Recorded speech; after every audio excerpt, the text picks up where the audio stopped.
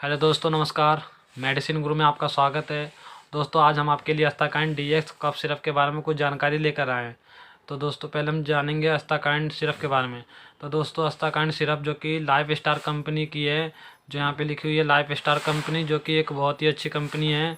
और इसकी प्राइस की बात करें दोस्तों, इसकी 60 ml की जो सिरप आती है आपको 56 रुपये में आपको किसी भी मेडिकल स्टोर पर मिल जाएगी। और इसकी साल्ट की बात करें तो इसमें डेक्स्टामेट्राफोर्फन हाइड्रोक्लोराइड और क्लोरोफेनमाइन अमिलेट एंड फेनिलफेरमाइन हाइड्रोक्लोराइड, ये 3 साल्ट होती है दोस्तों। और अब हम आते हैं इसके यूज़ की तरफ। इसका यूज़ कहाँ पे करते हैं? तो दोस्तों, इसका यूज हम सूखी खांसी में, सर्दी जुकाम या एलर्जी खांसी में इसका यूज़ कर सकते हैं। अब हम आते हैं इसके दोस्तों डोज की तरफ।